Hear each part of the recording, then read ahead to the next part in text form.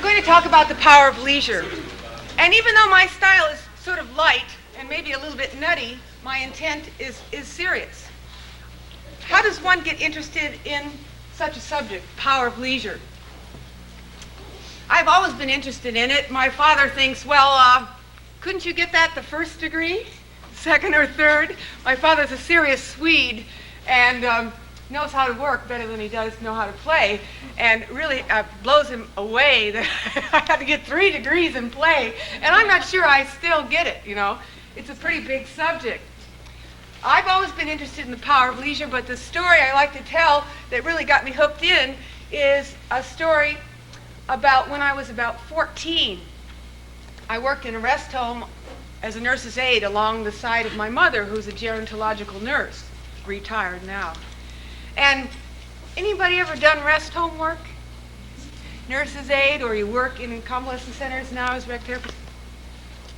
As I cared for these elder people, washed them, bathed them, fed them, as a very young person, I often got this request: please stop.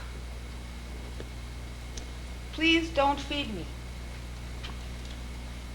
And in essence, they were asking me to let them die. And this was a very shocking request as a young person.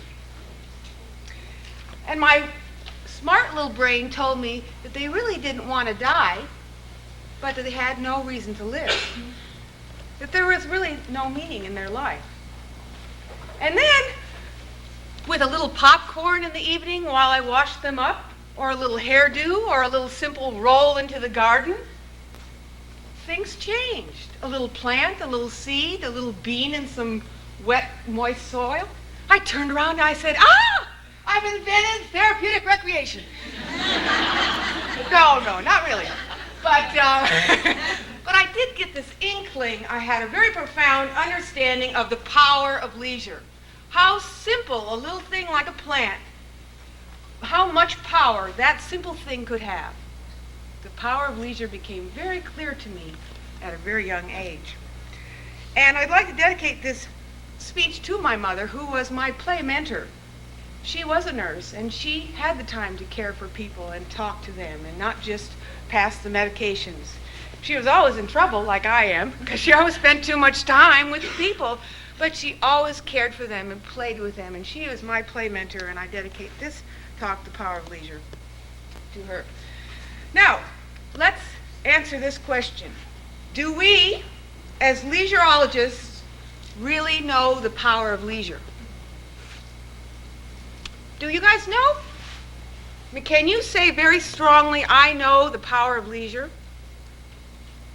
You're going, well, don't let me frighten you. I mean, do you know strongly in your heart the power of leisure? Yes?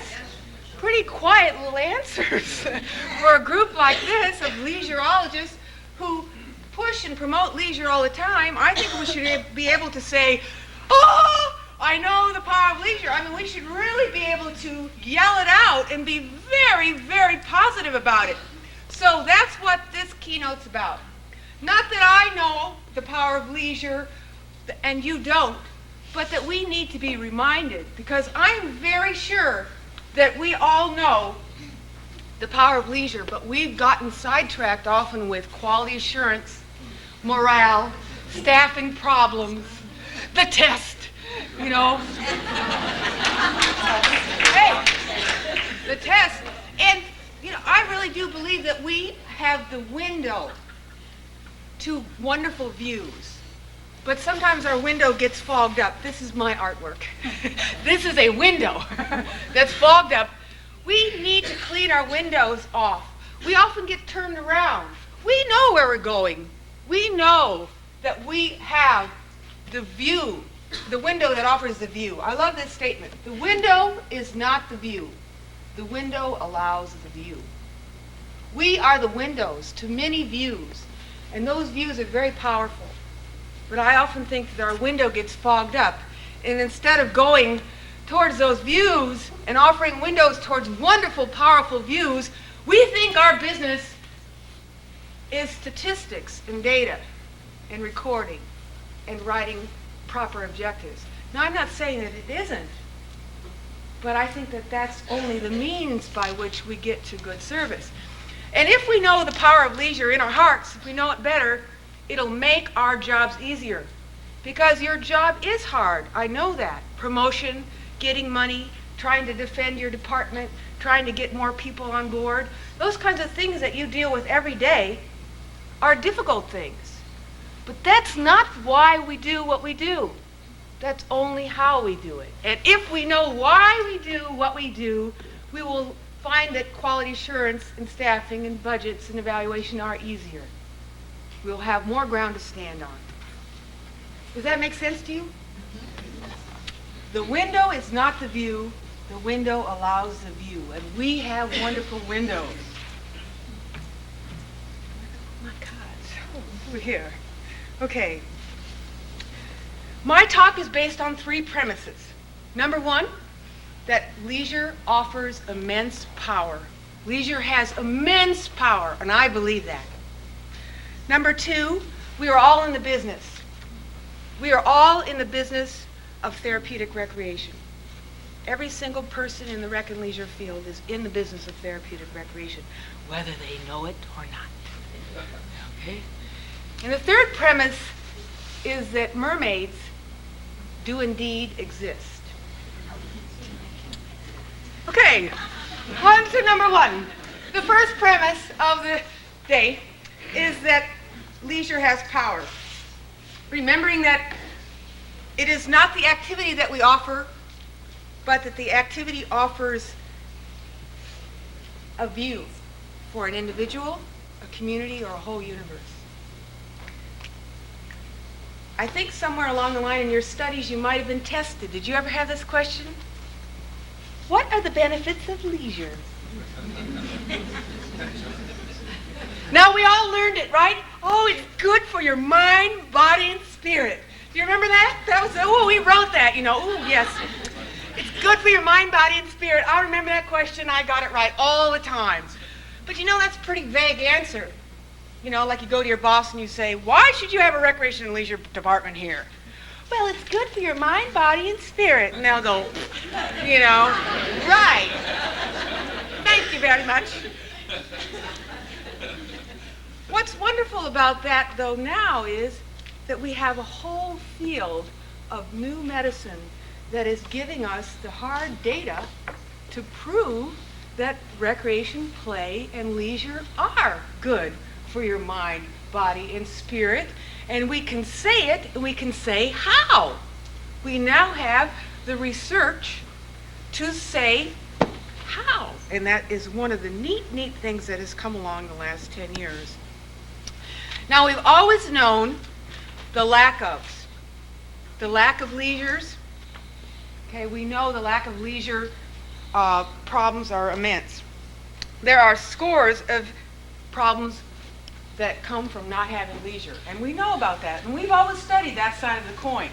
Let's talk about just some of the few things that happen to people if they don't play and if they don't have leisure in their life. What are some of the problems that happen? Depression. Boredom. What else? Isolation. What else? Frustration. Addiction. Hypertension. Okay. Ulcers. Cognitive deficiencies. You don't think very well. Ever have that problem? Works. You get to working so much and suddenly you start thinking off. You can't think very well. I call these the not having fun or the underfunded problems. We've studied those a lot. If you're underfunded, we have some score of 1,000 underfunded related health problems, including LSD. What's LSD? Anybody know? Besides the drug that we used to take a long time ago?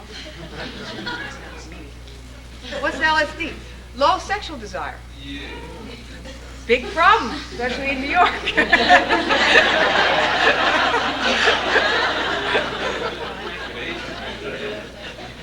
But it's not because necessarily of sexually transmitted diseases. People are too tired.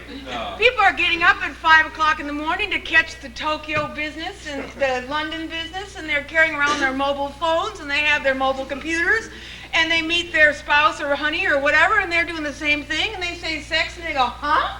Are you crazy? Huh? But all of these things have very far-reaching ramifications in today's world. But what I wanted to talk about is, all right, we know what happens when you don't have leisure. What happens when you do have leisure? We now know the positive effects. The positive effects. We know the negative effects. Now we're getting into learning about the positive effects.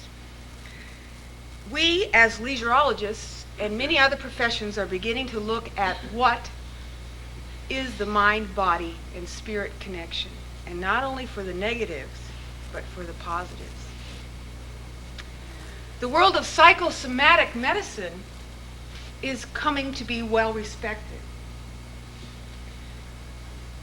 And the you are what you eat theory is becoming more and more respected and legitimized with hard data. I call it the potato theory because I happen to like a lot of potatoes. I eat baked potatoes. But it's not just what you eat in a literal sense, it's what you put around you and what you put inside of you as far as experiences, environment, feelings, and the food that you would take inside. It's all of that. But we know that if you take in positives, then your body will reflect more health. And if you take in negatives, your body will reflect more illness. So it is the reaction and action theory of the potato theory that we're looking at. The new field studying this is called PNI, psychoneuroimmunology. And this is a brand new field of medicine that is beginning to link the mind and body types of connections. It includes people from the domains of psychology, neurology, physicians, nutritionists, exercise physiologists, and even us leisureologists. PNI derives its name from a very complicated interplay of the mind, psycho, the brain, neuro, psychoneural, and immunology, which is our immune system. And I think that we should congratulate ourselves because I think we were the first psychoneural immunologists. We knew years ago that if you danced, if you sang, if you swam, if you played, that you would be healthy. We didn't know why, but we did know this a long time ago. We were the first psychoneuroimmunologists, and I'd like to say, let's give ourselves a hand. Yeah. I mean, we knew this a long time.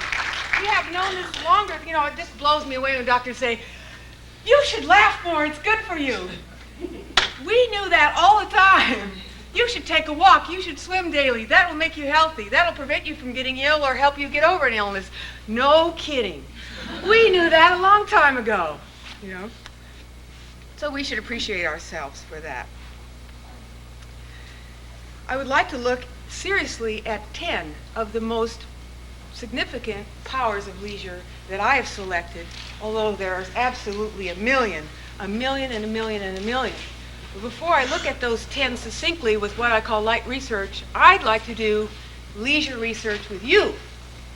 So, I want you to turn to the person right next to you. Now we're doing leisure research.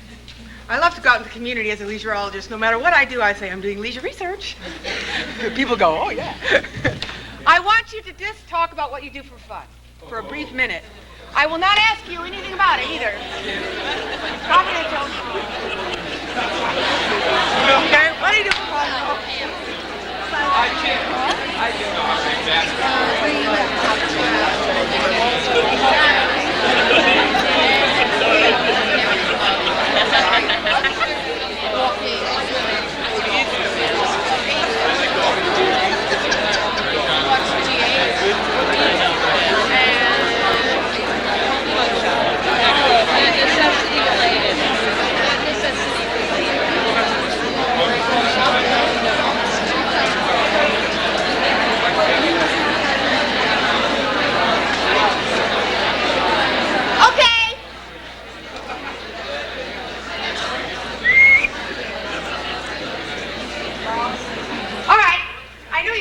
you things that you do for fun, and they're all great and wonderful, and I'm not going to ask what you do for fun, but I am going to ask you something.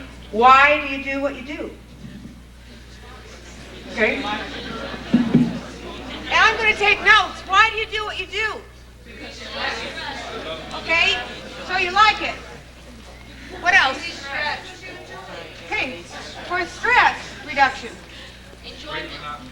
Okay, break monotony, because life can be a bore. Sense of achievement. Okay.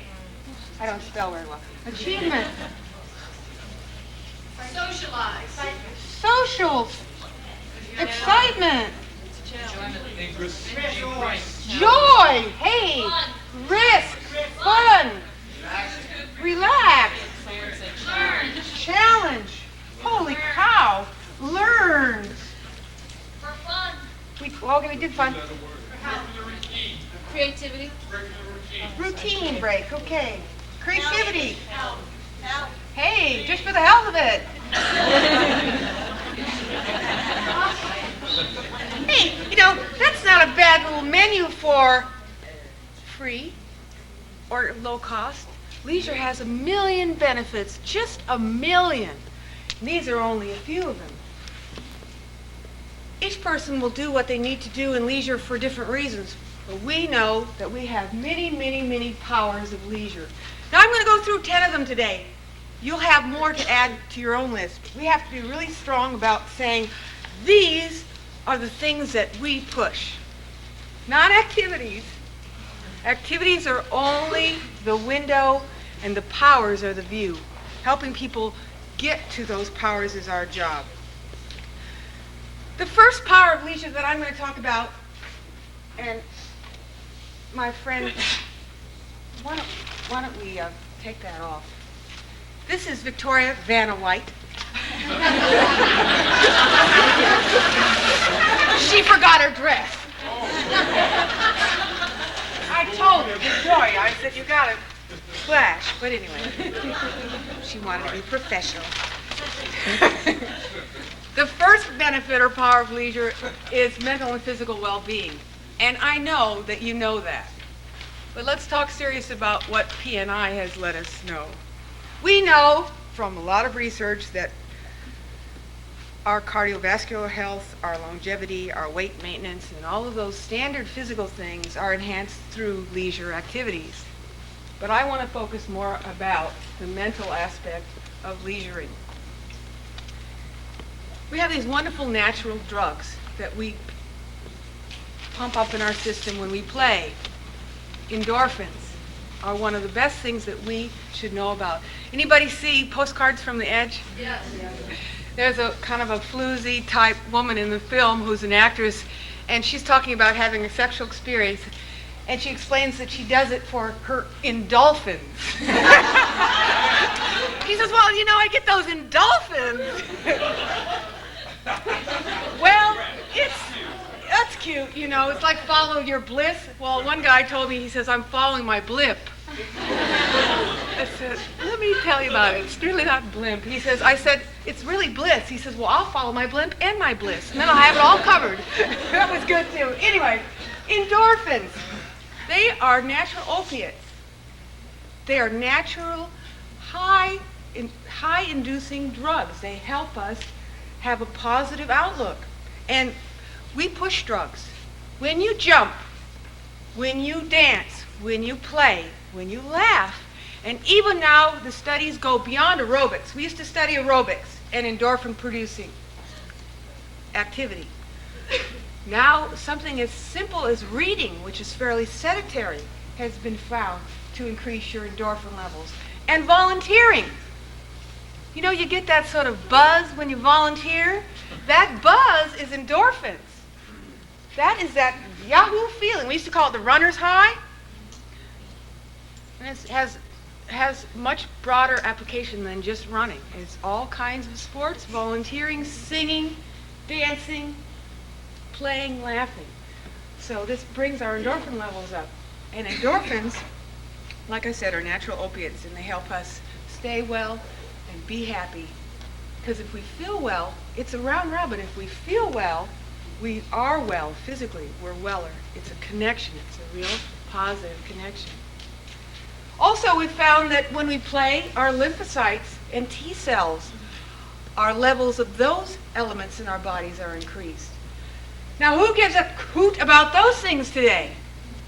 Does anybody know what these are all about, lymphocytes and T cells? They're our immune system. Hey, we don't need an immune system today, do we? No problem. Hey, you know, our immune system is what keeps diseases away. Ha! Right? Boom, boom. You don't die of AIDS. You die of diseases that take over your system because your system can't fight back. So this is a wonderful thing. When we play, we pump up our systems to push off disease. Marvelous, marvelous, marvelous stuff. So now when we say it helps us with physical and mental well-being, it isn't just kind of a vague thing. It's a serious thing. We can say we have an increased endorphins, lymphocytes, and T cells that fight off diseases and promote positive mental health. All these things are really wonderful things for us to be able to say, we do it. We push drugs, the good drugs. The second power that I like to talk about is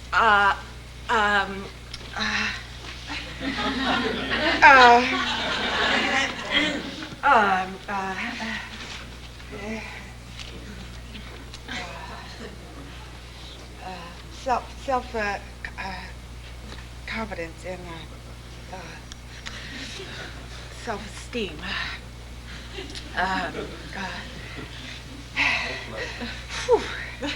Man, it's pretty hard to live without confidence. And I think you all know that. And I think you know that you work with clients that suffer extreme self-confidence problems or self-esteem problems. I think it's very important for us to know that through leisure we can increase our self-confidence. When a person who doesn't see skis, do they learn how to ski only? I think they learn that they can do anything that they can do. You know, if you learn to ski and you don't see, you learn that you can go to college. You learn that you can go and make friends, that you can take on a real job. You learn that you can. I was a speed skater when I was a kid, and I basically am kind of a shy person. Believe it or not. And I used to skate, and I learned a lot of independence from skating and a lot of determination, but I also learned about self-confidence because the boys would razz me, and then I used to win. And when I used to come across like Eric Hayden, man, that's confidence. That's confidence. You know, I just went to an ACT game. It's a game for physically challenged little kids, and it was the first time they ever did anything, and they just did a little slalom race, you know, and they were going about 1/2 mile an hour, and they came across the line, you know, hey, they won, and we all want to win in life, and one of the best places to win is in leisure because it's a non-competitive world in general. And I have a theory that a lot of us want to win in business and education, and that there's a pyramid of winners, and that only the people on the top win. And there's not a lot of room for winners, of the kind of winners that we think about. I think that a lot of people are in trouble because to win, we have to set up certain goals. And I think a lot of people have set what I call dynasty dilemma goals. I call it the dynasty dilemma goals. Everybody has to look very good and be very rich and not have to do much about it to get there. And I think that that's very disappointing, that a lot of people do not consider themselves a winner because we have such false ideals. Leisure offers us many, many chances to win, and it helps us with our self-confidence. Some of the studies related to self-esteem and self-confidence are coming through in California, where I live now. There is a task force of California, the Self-Esteem Task Force. They spent $1 million this last year to study self-esteem in schools. Guess what they found out? Kids have poor self-esteem. Oh, really? And they drive me crazy. And they set forth a list of suggestions. The suggestions were like this. Develop means by which the children can have non-competitive win-win activities. What is that? Leisure. Okay? And that they should have volunteer experiences. That's leisure too, so that they could go out and find themselves contributing, which contributes to self-esteem and self-confidence. And that they should have family together experiences. What is that? Leisure. I mean, the list of things that they were trying to suggest would promote self-esteem were all connected to leisure. Corporations are taking on this. Are they going to put that into the curriculum because they really need to? Well, I guess that's their next step. You know, they're studying it right now. Ooh, they're studying it. And the sad story about California is we had the biggest budget crunch in 40 years this last summer.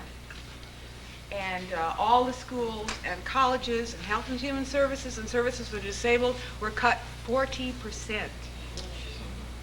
Sounds like New York. Sounds like every place. Really hard times facing the schools. So, of course, this, as well as sports, art, dance, drama, and everything else where people learn about themselves and learn self-confidence, go on the bottom. Too bad. Too bad. But I think that there's plenty of places for us as leisureologists to move in and help people with self-confidence. High-risk recreation has been one of the activities that has been studied the most about self-confidence development. And it's probably been done the most with children or youth at risk. Anybody ever do rope courses? Or all that kind of high-risk recreation? Okay. Now that's being stolen into the corporate world. Why? Why would Exxon send the managers to a rope course?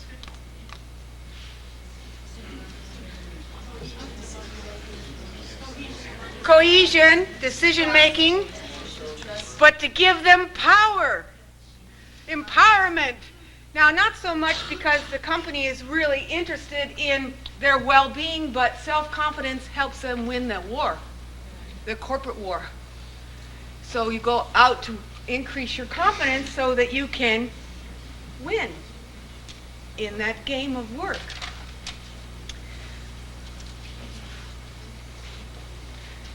So self-esteem is something that we can really help people contribute to their self-confidence and self-esteem. How many of you do something that is risky once in a while? Just for the fun of it, just for your own pump-up. I call it my puff-ups. My puff-ups, you know? Anybody hate to sing and take singing? Just because you know it's going to puff you up. Anybody hate to go someplace alone but go alone once? To puff you up. Now, each person's self-confidence can be built in different ways. You know, you don't have to go belaying or hang off of an airplane to have a risk activity, you know? Anybody call up someone for the first time, you know? I took singing in New York, and I'm not much of a singer, and I never was so nervous in my life. I shook so bad, and when I got up there, they made me do a solo, and nothing came out. And I signed it. You know, it was like, I mean, my voice like left. Ooh. But afterwards, I was like, hey, yeah, yo, I can sing. Good thing I didn't. I would have got killed. Anyway, okay, the next power of leisure is stress. Stress, combating stress. Now, we know that. We've heard about that a lot, too. All stress is not negative, and I'm not doing a stress course.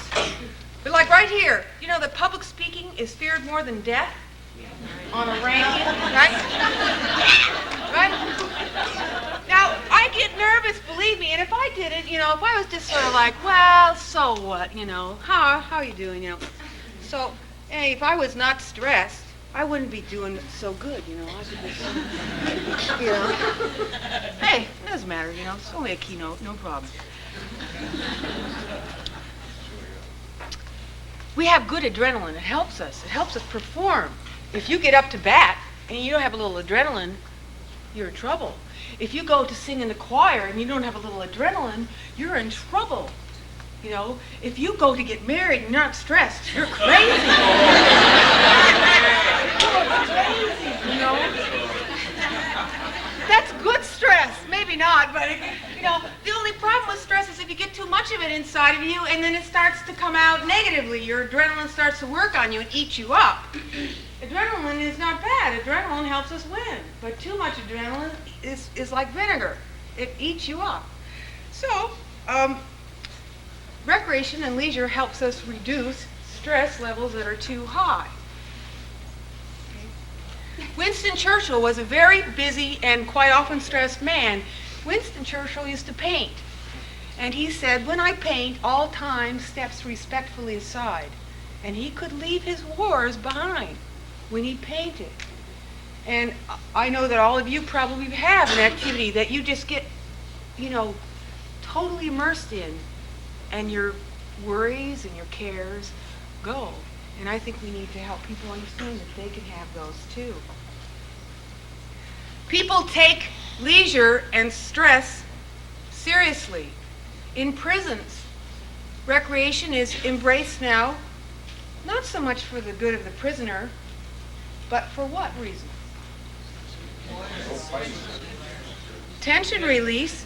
Prisons are not fun places anymore. We're building prisons, doubling the prisons in the United States every year, but the population is 200-fold what they can legally or comfortably have. So we're way behind in prison building. Not that I love prisons or the theory behind incarceration, but the fact is that we are imprisoning more and more people.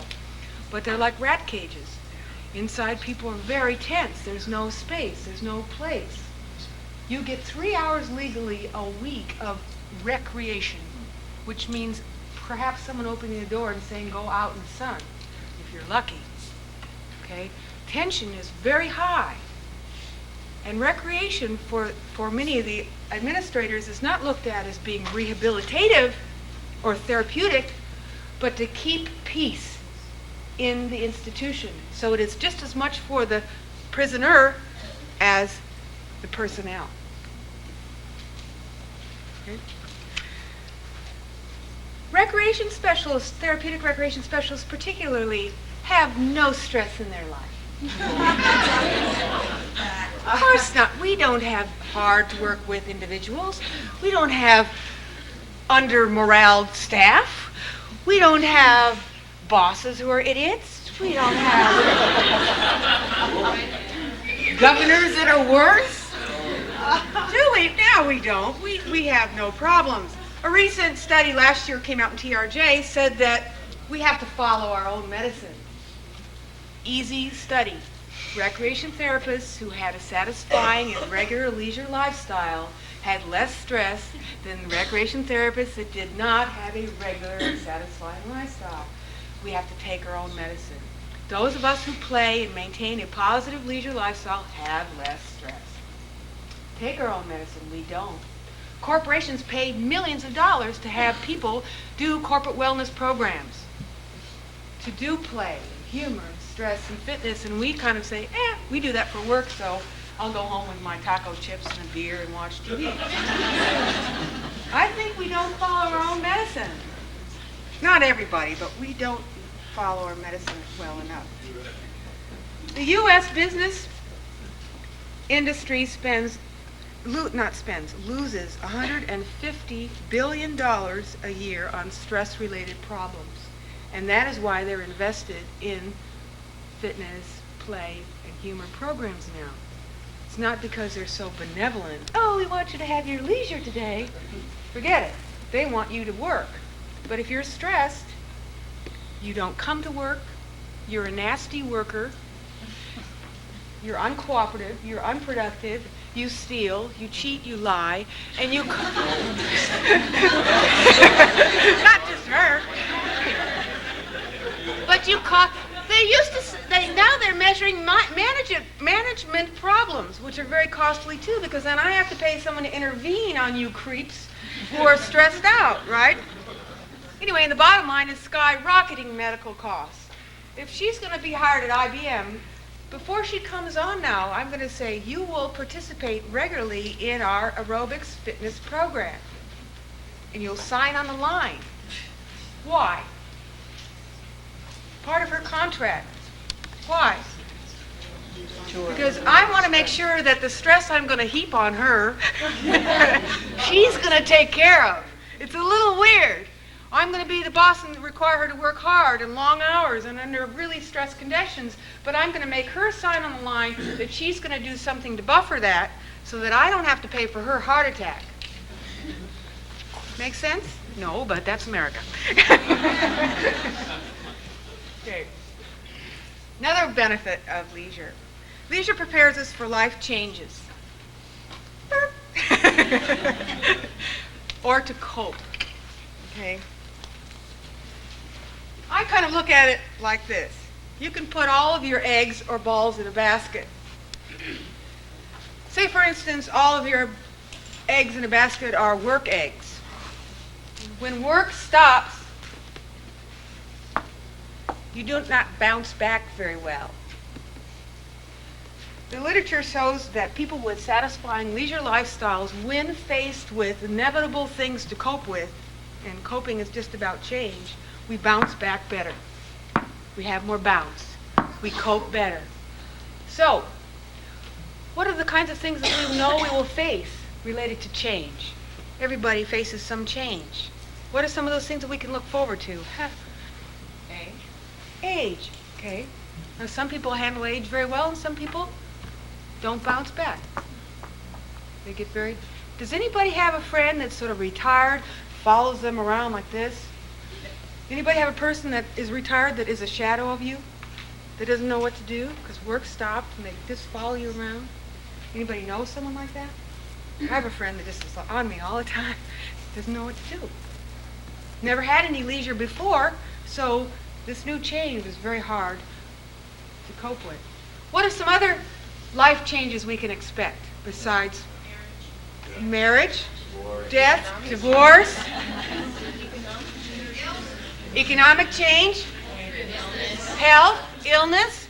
You know, lots of losses, predictable losses, maybe loss of income, loss of productivity, loss of some health, loss of hair, loss of beauty. Low loss of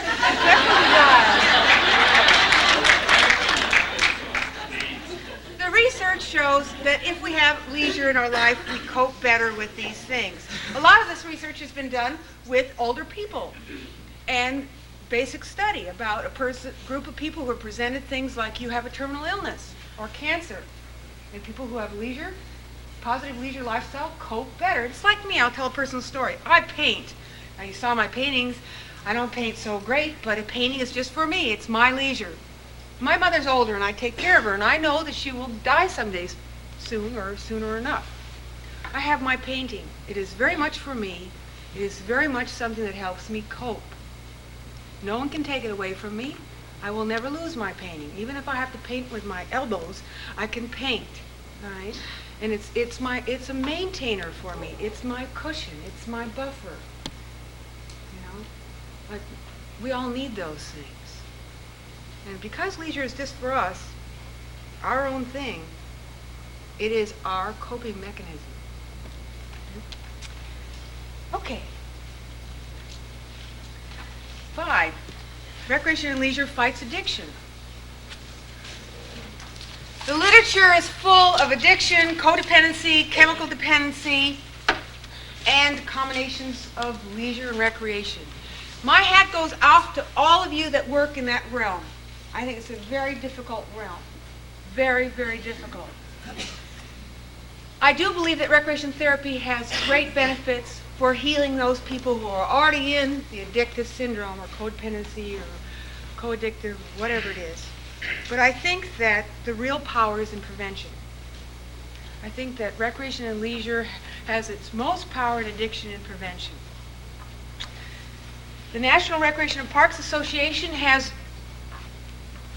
grabbed onto this theory and has a leisure education program to promote drug prevention. Now, NRPA is not necessarily wholly invested in TR, it's just our regular national agency. They have a program that is going to be promoted into regular community recreation settings that helps teens at risk and people at risk of becoming addicted with communication skills, decision-making skills, leisure awareness, self-esteem, peer resistance, and self-reliance. Sounds like therapeutic recreation to me. I was thinking about that in terms of the drugs, that if you have leisure, it gives them some type of structure in which they can pattern, if they know how to pattern their leisure lifestyle. That could also help in the prevention if they have some type of structure. Sure. I think, just as you said, that leisure is an opportunity to help people appreciate each day in their own way. I hate Nancy Reagan's just say no. I think that's the most naive thing I've ever heard. I like to say just say yes and help people find things to say yes to. I mean, if you just say no and you take take things away from people and they just sit there, that's not it. That's not it. They're still going to want to fill that need. Why do we take drugs? To feel good. We want that immediacy, rush, yahoo, peak experience. We can get that through leisure, but it takes a little more work than just popping a pill. But what people are really seeking is a recreative experience, a peak experience, although they seek it in a way that is harmful. Irma Brombeck's latest book, I love this book. I recommend it to anybody. It's pretty light reading. It's very funny, although it's about a very serious subject. It's called I Want to Grow Up, I Want to Grow Hair, I Want to Go to Boise. And it's children surviving cancer. And she went to camp to do a serious little story on, and they said, you're full of it. I want to do, the kids wrote it. It's humorous, it's hilarious, it's really cute. One of the kids, an 18-year-old, said to another kid, hey, you want to do drugs? Just do chemo for a year. So I think it's our challenge to let people know the wondrous opportunities that leisure holds to which we can just say yes. I think that's our power related to addiction. Recreation and leisure fight depression. And we've discussed endorphins, and I believe that Americans face kind of a general low feeling, a low level of depression. I think people are sort of bummed out in America. They have sort of this, is that all there is kind of thing going on? Is that all there is? And I don't think that Americans in today's world take very much self-responsibility for their mental health. In a sense, I think they've been sold a quick package, Mellaril, Prozac. Have a happy day. Here's a pill. You know that the little happy face, I hate this story, but the little happy face, you know, that little smiling happy face, was a drug advertisement for the drug Mellaril in the early 70s. Have a happy day. Voila. Now, I think that America kind of buys into that. I mean, we have drug closets full of stuff. Doctors think nothing of passing drugs for depression. But the news is out that we have these natural opiates that we can use. We have antidepressants that are prescribed as much as psychotropics. Doctors are now getting into prescribing a regular walk or regular swim just as much as psychotropics and finding the benefit to be as positive, which is all still a guessing game in mental health. But one thing that leisurologists can do is provide less costly approaches to fighting depression. Because if you take mental health drugs, and I'm not totally against drugs, don't get me wrong, they have a purpose in mental health, but they burn you out. They wear out your system eventually, and they wear out your pocketbook. So if we can do half of it at least naturally, then why not? That's my theory. Leisure contributes to the quality of life. I don't think that's up there. I don't think I have one of those. Quality of life is an elusive term. What is quality of life? What is quality of life? In California, the definition of our TR society about TR is improving the quality of life through leisure. I really like that. It's very simple. It's simpler than saying the facilitation, maintenance of appropriate leisure lifestyle. Promoting the quality of life through leisure is what therapeutic recreation people do, but we don't know what quality of life is exactly. But it is beyond sustenance, it's beyond food, shelter, and all that basic stuff. You have your own quality of life. It could be Porsche. So, I don't know. We each have our own quality of life. Your Maslow hierarchy. Okay. Be part of that. Fulfillment. And we have elements research that say that people say that quality of life are keyed into things like choice, determination, self-determination, autonomy, knowing who I am and having a place in the world, pleasure. If your life doesn't have joy and pleasure, people say it's not qualitative. Happiness, virtue, doing good, feeling good, values, community, being able to be unique and yet belonging in a world. Those are the elements that research says lend to quality of life. I'll go through this again quickly. Autonomy, self-determination, choice, pleasure, enjoyment, happiness, virtue, and community. I know no other life element that contributes to quality of life more than leisure. I don't know what else could be better at hitting on all those things. Do you? We have such a key link to quality of life. Research supports this. Dr. Kinney from the Penn State, any of you know Dr. Kinney? He just did a survey of 3,000 people who live in wheelchairs. And he did a quality of life study. And he did all these psychometrics on a person, a little data gathering. And he measured what elements contribute to quality of life. Self-esteem came out number one. If you have good self-esteem, then you think your life is qualitative. The number two factor was leisure lifestyle. And we just talked about how self-confidence contributes, leisure contributes to self-confidence, so really we have the top two rank. Leisure really contributes to quality of life, especially for people who live in chairs, and it goes round and round, because if you have a good leisure lifestyle, you have things to look forward to. If you have things to look forward to, then you take care of your medical management and things like that, so your physical health is improving too. Quality of life is very much linked to self-esteem and good leisure lifestyle. Another friend of mine, Dr. Manel, he's from Canada. He is a funny guy, and he does beeper research. Now, he goes around and he does a little survey on you, and a little survey on you, and a little survey on you, and he gives you a beeper. He gives you a beeper, and he gives you a beeper. And 8 times a day he calls and he says, are you at a leisure experience? Are you at And you might be in the shower, or you might be typing, or you might be doing treatment, or whatever you're doing. He has a little beeper on you, and you say, yes, I'm having a play experience. Or, no, are you crazy? And he measures simply the number of play experiences that people have. First of all, he found out some really neat stuff that we already know. You can be at play when you're at work. We already know that, You can be scrubbing the floor, and you can be skating around and having a good time. I love to do floors. I put towels on my feet and I skate around. Put the music on, cha-cha-cha, a little fantastic. Man, I'm good with floors. And I love to do that. I fight over it. I will not let anybody else do my floors. I like to do it. You might have computers that you just love to do. You get into it as play, okay? So Manel came up with a great theory that we can be at play when we're at work. The other thing that he said is the more play experiences you have, the better quality of life you have. People measured out. The more play experiences they had during the day, they measured their quality of life higher. Quality of life is a vague, elusive term, but leisure has a very big role in promoting quality of life.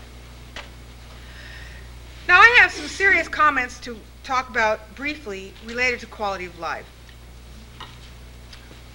I think the United States is a very progressive country in many areas. But I think in many other areas we have untapped our potential for offering really quality of life experiences. I think we as therapeutic recreation specialists have a very big role in helping in many arenas that I think need quality of life upgrading. And those are things like latchkey kids, homelessness, drugs, prisons, violence, the elderly, people with disabilities, and even the environment. I think we are missing the boat in many, many different ways, in these arenas, and that we as recreation therapists can really be very contributing to enhancing quality of life in those areas. It's a big job, but I think we can do it. And my own personal vendetta related to quality of life is the TV. And I'd like to make a plug to pull the plug. Yes. Take back the night and the days and the weekends. And our leisure. I think we spend a lot of time watching TV. You know that we spend more time watching TV than anything else that we do as Americans? Than sleep. More than we eat, more than we leisure, more than we sing, more than we make love, we watch TV.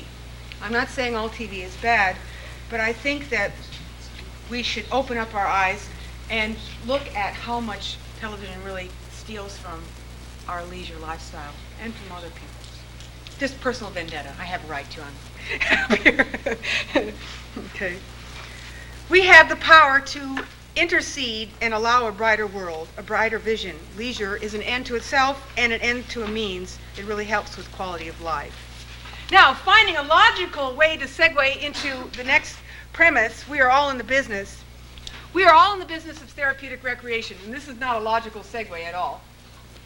I truly believe that whether we be a therapeutic recreation specialist working in a clinic, in an AIDS hospital, in a prison, in a chemical dependency treatment center, or community recreation program, or whether we be a ski bum, or whether we be a fisherman, or whether we be a community member on a board, or whether we be just a simple citizen that's sitting in a park. We're all part of a huge ecological system, and the whole world is a playground for every individual. And I think that we are all in the business of therapeutic recreation, each and every one of us. People are no longer just in institutions, they're everywhere. People with disabilities have the whole world to play in, and because all of us are in there with them, we are all in the business of therapeutic recreation. Because we offer reasons to live and joy of living. That's our business. Returning to a few more powers of leisure, I would like to ask how we change. How do we change? You know, we as recreation therapists often say that we are change agents. How do we change? Another complicated question. I think one of the ways that we change is through creativity. And leisure and recreation promote creativity. It goes like this. To start a change process, and this could be for self-healing, or for healing an organization, or healing an environment, whatever we're involved with. Creativity starts like this. You play with ideas. You throw them around. And you're really juggling ideas. And finally, some better ones will sift down. And in order for the play, first it's play, and then it's rest. And recreation and leisure are about rest too.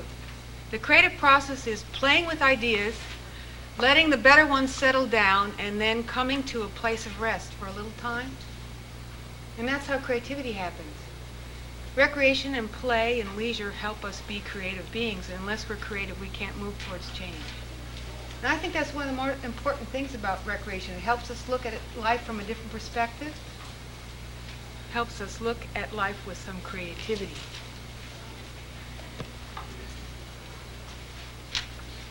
Recreation and leisure offer us opportunities for humor. No kidding! Now, humor is a big thing these days. How many of you have been to a humor workshop or power of laughter or any of those kinds of things? You know, one thing that bugs me is that when people say, oh, humor, they think you're going to teach them stand-up comedy. Well, I don't know about you, but my clients don't get stand-up comedy. You know, that's not for them. That isn't very real. Humor is a reaction to an event or a thing or a saying or a happening. When I'm skiing, I'm very humorous. When I'm skiing, you know, I'm like a klutz, and my legs are going farther and farther apart, and sooner or later, I'm going to start to laugh. I'm cracking up, and I can't get up, you know. It's through the leisure experience that we get to humor. A lot of our laughter comes through leisure.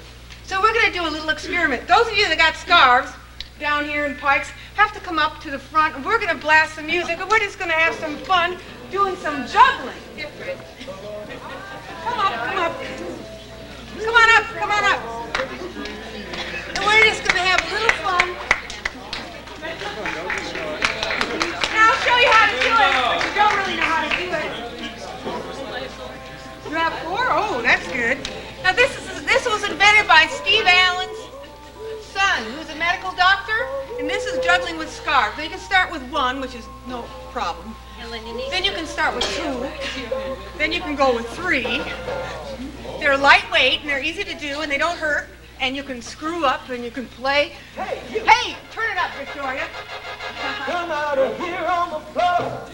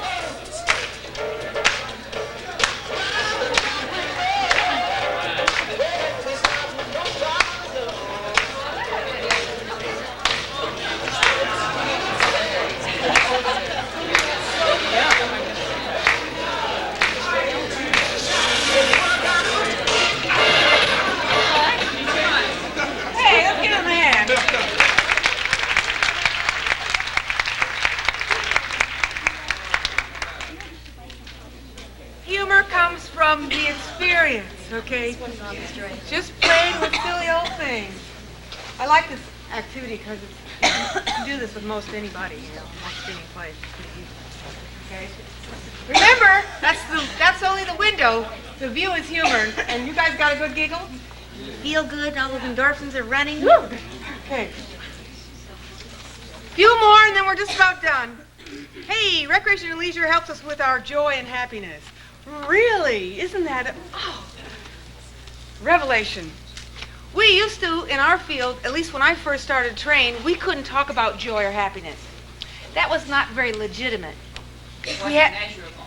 It wasn't very measurable, and it was, if a person was having fun juggling like that, you'd say, well, that's good for their psychomotor. We couldn't say that's good for their joyousness, their spirit, their play, the little child within. We had to say, well, that increases eye-hand coordination. Right? Remember those days?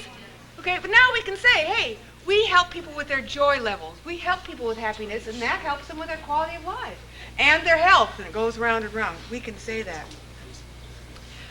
I have a little saying about joy that I like very much.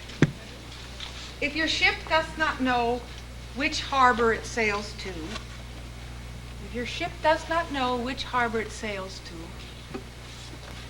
no wind is the right wind. No wind is the right wind. And this is a very simple, very old metaphor about finding your own joy, finding your own personal joy factors. What makes you happy? And helping your clientele begin to understand what brings them joy. A rose is not a rose is not a rose. What is joy? I came to the hotel the other night. I honestly found this.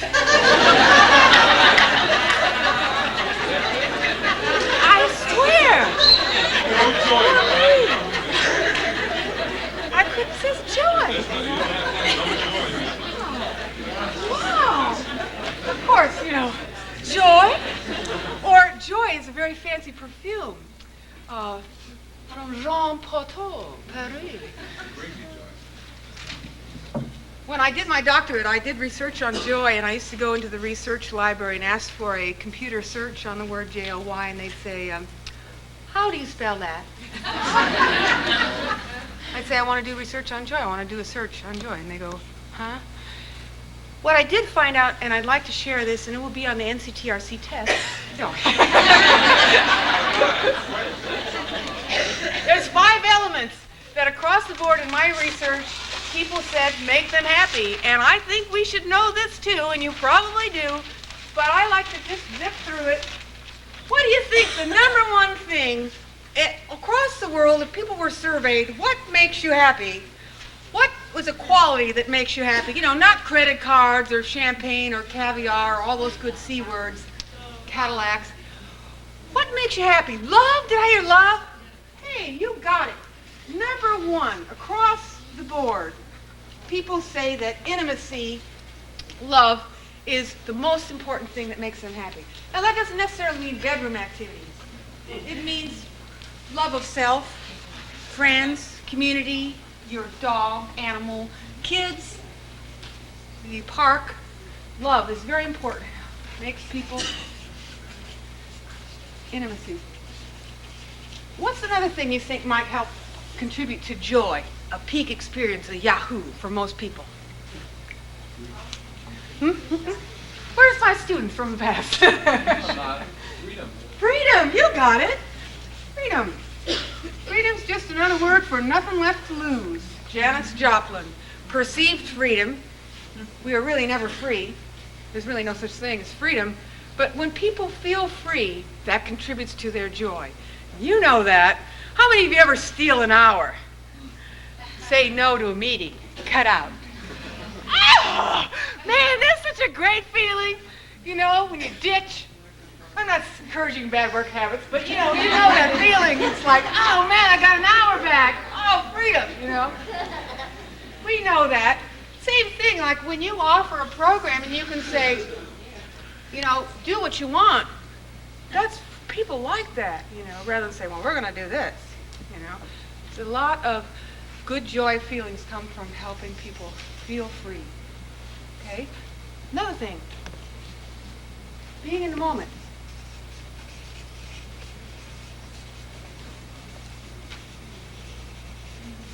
Okay? That flow experience, an immersion feeling, mind, body, spirit, being in the moment. When people describe feeling good, feeling joyous, they say, I'm in the moment. Leisure offers many opportunities to be in the moment, but it is that experience where you're 100% or close to physically and emotionally and spiritually, if you believe in that domain, involved. Okay? Being in the moment.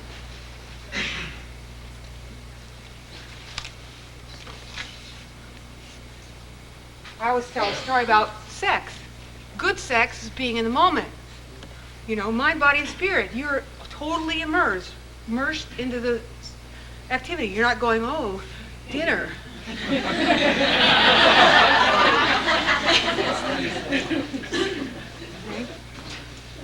Now, you can be on a mountain, you can meditate, you can throw a pot, this kind of, this. People always hear things from me, and I go, I didn't say that.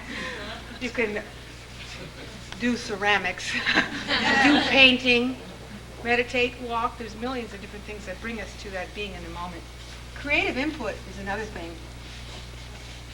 Creative input. People say, hey, I like it. It gives me joy when I have some input. That's simple as saying to your group, would you rather go to Pizza Hut or to Taco Bell? It's letting a person make a difference, to change it a little bit. Okay?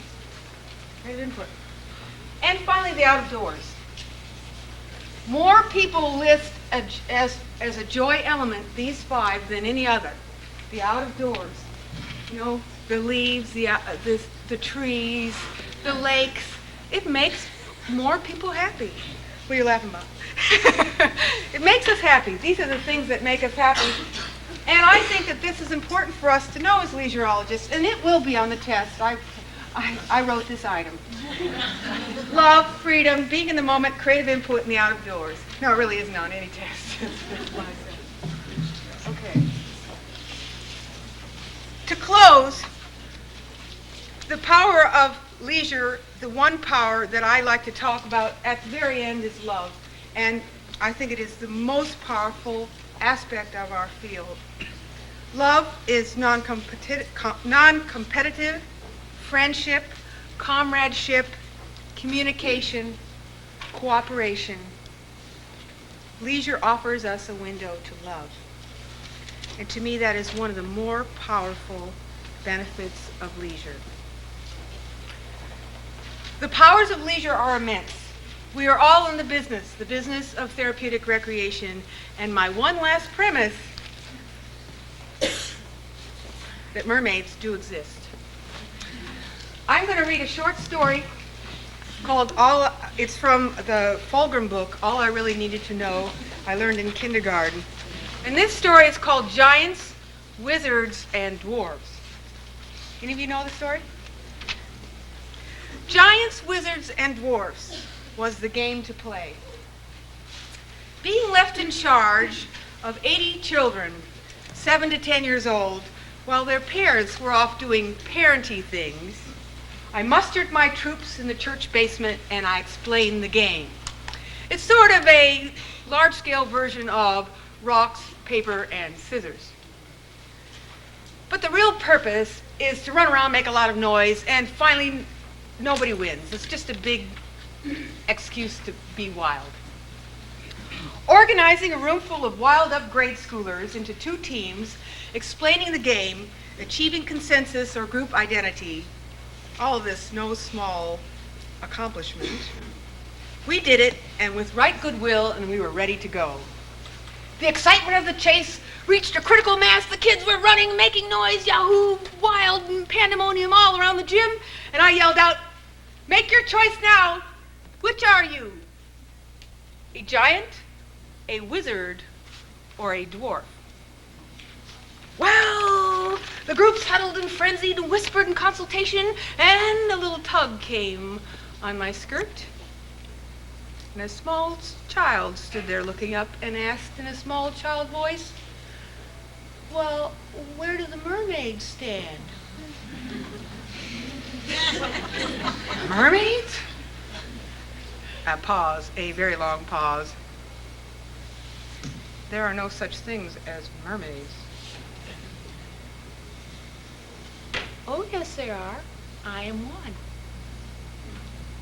She did not relate to being a giant, a wizard, or a dwarf.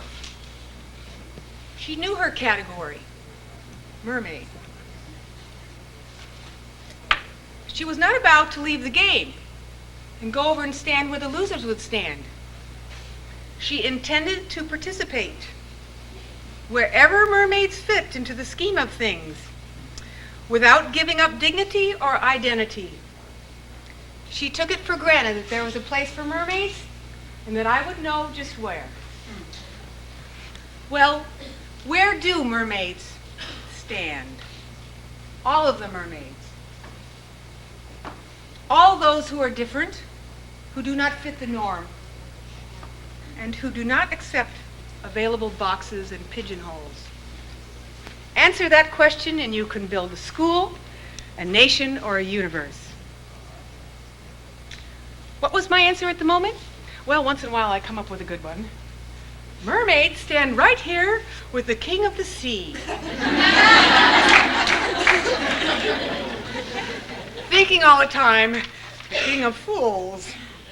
So we stood there hand in hand, reviewing the troops of wizards, the battalions of giants, and the regiments of dwarfs as they rolled by in wild array.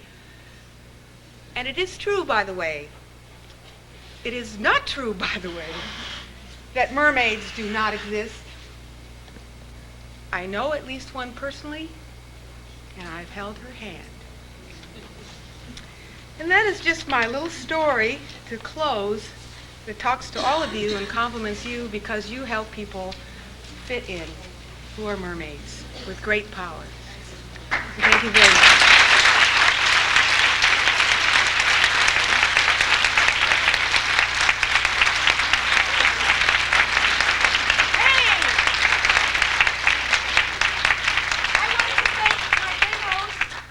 This is my little t-shirt, Pleasure is My Business. And Lois, where's Lois? Is she around? Is Lois here? How about Jean Sherry? Is she around? Well, anyway, I wanted to thank them. They've been very good hosts. And thank you again.